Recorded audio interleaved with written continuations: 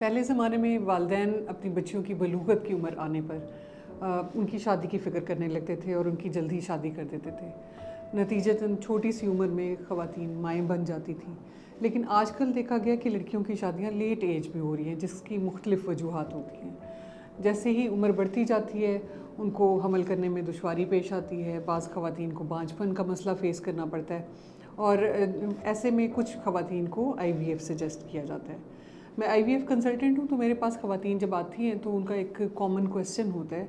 वो कहती हैं कि क्या IVF करवाने के लिए उम्र की कोई हद मुकर्रर है, या अगर हमारी एज बढ़ गई है या अगर किसी की एज 45 साल तक पहुँच गई है तो क्या वो IVF करवा सकते हैं। आज की वीडियो में मैं इस बारे में डिटेल से बात करूँगी।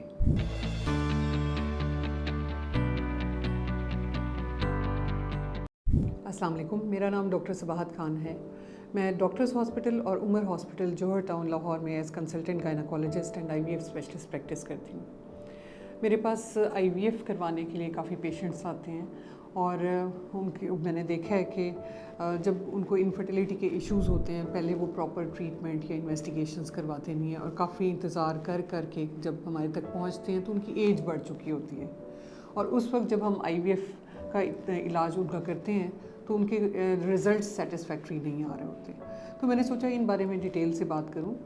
पहले ज़माने में बच्चियों की शादियां छोटी उम्र में हो जाती थीं, जल्दी उनके बच्चे हो जाते थे और हमल करने में मसाइल इतने नहीं सामने आए थे। लेकिन अब जैसे जैसे एजुकेशन की वैल्यू बढ़ती जा रही है, लड़कियां तालीम हासिल करती हैं, उसके बाद बाज़ बच्चियां करियर ओरिएंटेड होती हैं कि हम कुछ बन जाएं उसके बाद शादी करेंगे। शादी लेट हो जाती है या बाज़-औक़ात ये होता है कि शादी हो भी जाए तो प्रेगनेंसी लेट प्लान की जाती है। तो मैंने सोचा कि मैं इस बारे में अवेयरनेस दूँ आपको कि बच्चियों की या ख़वातीन की एज में वो कौन सा पीरियड है जो मोस्ट फर्टाइल है, जिसमें बच्चे पैदा करना, सेहतमंद बच्चे पैदा करना के लिए वो बेहतर टाइम है। ख़वातीन की एज में जो बेस्ट फर्टाइल पीरियड है वो 20 से 30 साल की उम्र का है।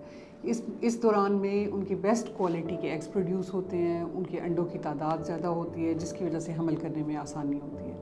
लेकिन जैसे जैसे एज लड़कियों की 30 साल से ऊपर जाती है तो उनके अंडों की तादाद कम होती जाती है, उनके अंडों की क्वालिटी कम होती जाती है, जिसका नतीजा ये होता है कि हमल करने में दुश्वारी आ रही होती है। जब उनकी उम्र 35 साल से ज़्यादा बढ़ जाती है तो अंडों में क्वालिटी में बहुत ज़्यादा फ़र्क आ जाता है, जिसकी वजह से अगर प्रेगनेंसीज़ होती हैं तो उसमें बच्चों में पैदाइशी नकाइस आने का ख़तरा होता है। यानी एक तो हमल होने में दुश्वारी होती है, दूसरा ये कि अगर बच्चे पैदा होंगे तो उनको पैदाइशी तौर पे उनमें डिफ़ेक्ट्स होंगे।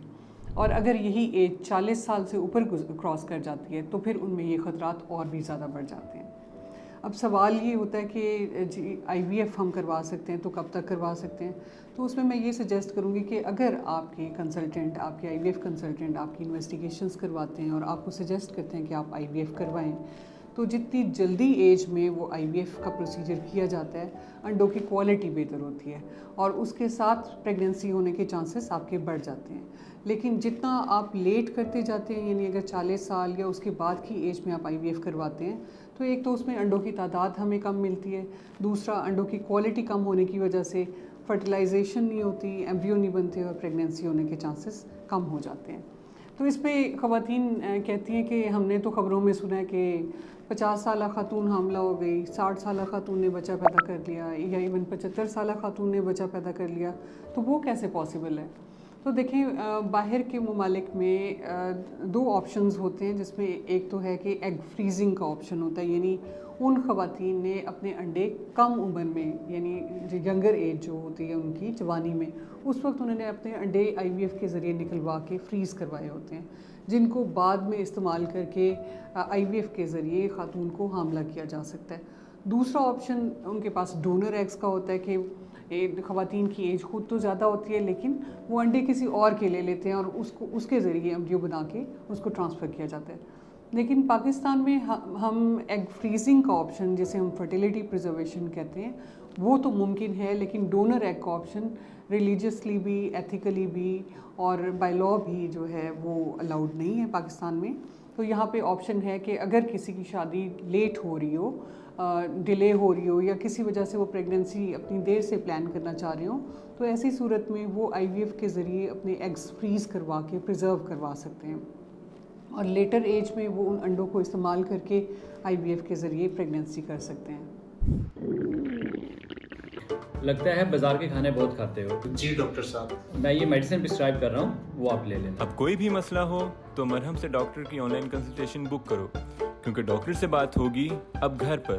میرے پاس IVF سینٹر میں کل ایک 50 ایئرز اولڈ خاتون آئی اور انہوں نے کہا کہ میں IVF کروانا چاہتی ہوں۔ میں نے ان سے ڈیٹیل پوچھی تو ان کی ماہواری بھی بند ہو چکی تھی اور ان کی خواہش تھی کہ وہ IVF کے ذریعے بچہ پیدا کرتے ہیں۔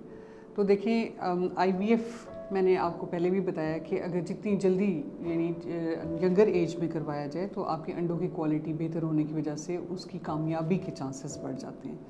ایج بڑھنے کے ساتھ ساتھ سکسیس ریٹ کم ہوتا جاتا ہے۔ اب سوال یہ کیا جاتا ہے آخر میکسیمم ایج لمٹ کیا ہے کہ جس پہ IVF کروایا جا سکتا ہے؟ اس میں دیکھیں قدرتی طور پہ بھی آپ دیکھیں تو حمل ہونے کے چانسز 40 سال کے بعد کم ہونا شروع ہو جاتے ہیں۔ تو ہم جو میکسیمم ایج لمٹ کنسیڈر کرتے ہیں 42 to 43 ایئرز خواتین میں، وہ ایج لمٹ ہے جہاں تک ہم IVF سجیسٹ کرتے ہیں۔ اس کے بعد عام طور پہ خواتین میں IVF سجیسٹ نہیں کیا جاتا اور اس کی وجہ یہی ہوتی ہے کہ نہ ہی انڈوں کی تعداد اتنی ہوتی ہے کہ جو ہم IVF کے ذریعے ان کو نکال سکیں اور نہ ہی انڈوں کی کوالٹی ایسی ہوتی ہے کہ جس کے بعد پریگننسی پاسبل ہو۔ لیکن ان ساری سچویشنز میں تھوڑی سی ویریشن آ سکتی ہے، یہ ڈیپینڈ کرتا ہے کہ خاتون کی خود کی صحت کیسی ہے۔ اگر صحت اچھی ہے، ان کے خود کے ہارمون کے لیول اچھے ہیں تو IVF ٹریٹمنٹ 45 ایئرز کی ایج تک بھی کیا جاتا ہے۔ اگر اس ٹاپک سے ریلیٹڈ اگر کوئی سا بھی سوال آپ کے ذہن میں ہے تو آپ کامنٹ باکس میں کامنٹ کر سکتے ہیں اور مرہم کے پلیٹ فارم کے تھرو میری آن لائن اور ان کلینک اپوائنٹمنٹ بک کروا سکتے ہیں۔